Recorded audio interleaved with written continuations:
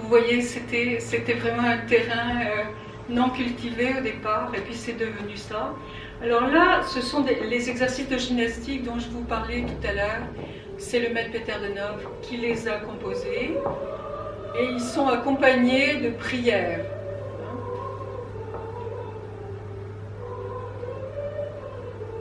Ça, c'est la grande salle de conférence. Donc, le midi et le soir, nous nous y réunissons et nous méditons sur la lumière ensemble. Nous chantons les chants du maître Peter de Nov qui ont été harmonisés à 4 voix quand le maître Ivanov est arrivé en France.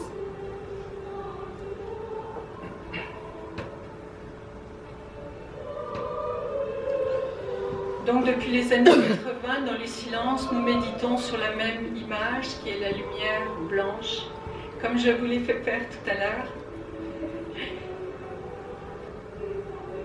pour l'envoyer sur le monde, afin d'illuminer les consciences, que les gens soient influencés dans le sens du bien.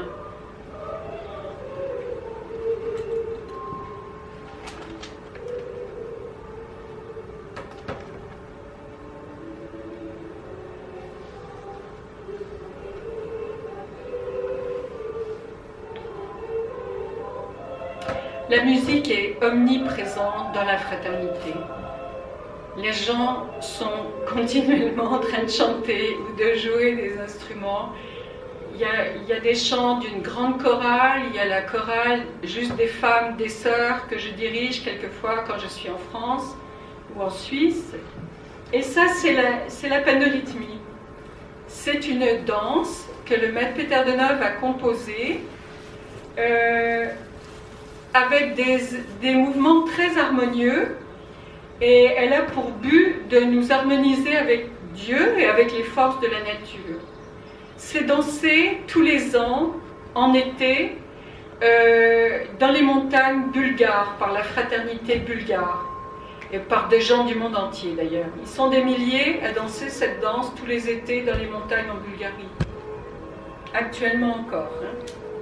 Parce que la fraternité bulgare, elle a été fermée quand il y a eu le régime communiste, mais elle a recommencé ses activités de façon officielle en 1990. Et donc la fraternité d'Europe du maître Ivanov et la fraternité bulgare se sont retrouvées, et il va y avoir un concert commun en Bulgarie l'an prochain, auquel je participerai. Ça, c'est la pluche. Alors c'est ça, la vie fraternelle, chacun est libre de faire ce qu'il veut quand il veut. Ceci dit, il y a la pluche. Donc, il y a des travaux communs pour pouvoir manger tous ensemble. Des fois, on est 400, 500, c'est du gros travail de préparation.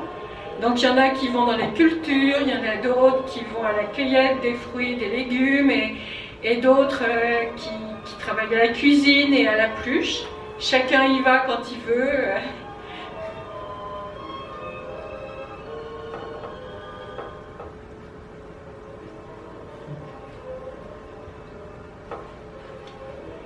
Cet aspect de vie fraternelle est vraiment très très important dans la fraternité, parce que voilà, ça c'est la pratique de méditation au lever du soleil. Comme j'expliquais tout à l'heure à la pause à Diane, pour nous, le soleil, c'est la meilleure image de Dieu dans la nature, et le soleil est image de la Trinité divine, son jaillissement sous l'aspect de vie de Dieu le Père, sa chaleur, l'amour de l'Esprit Saint, et sa lumière, la lumière du Christ.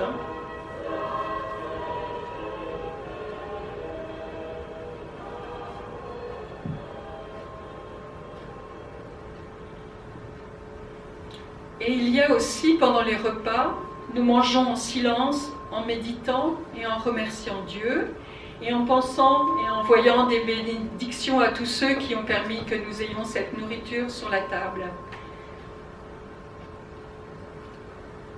C'est vraiment une pratique aussi très préconisée par le maître Ivanov de manger consciemment et avec reconnaissance.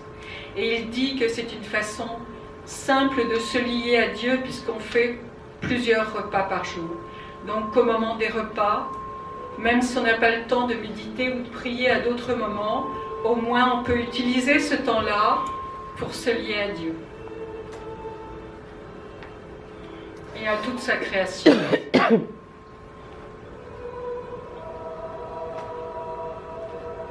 Ça c'est encore la pénérythmie.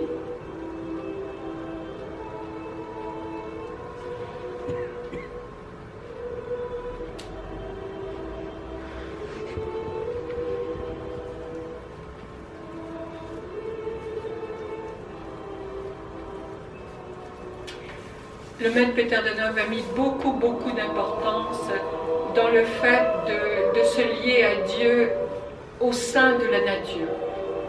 C'est très important pour lui.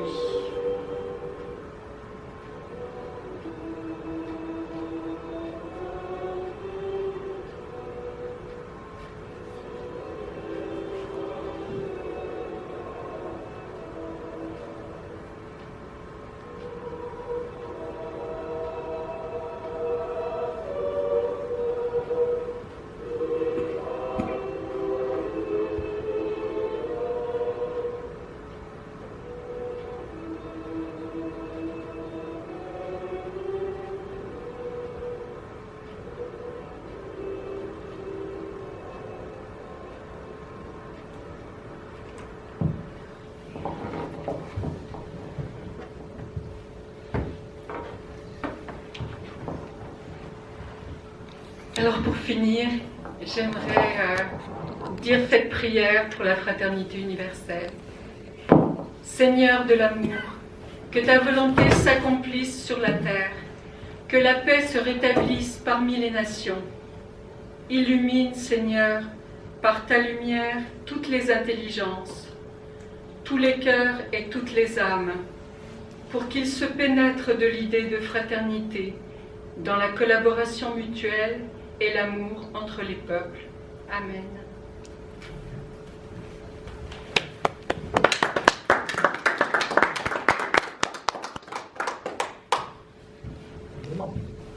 Merci à tous pour votre partage. Maintenant, c'est le temps de poser des questions, faire des commentaires.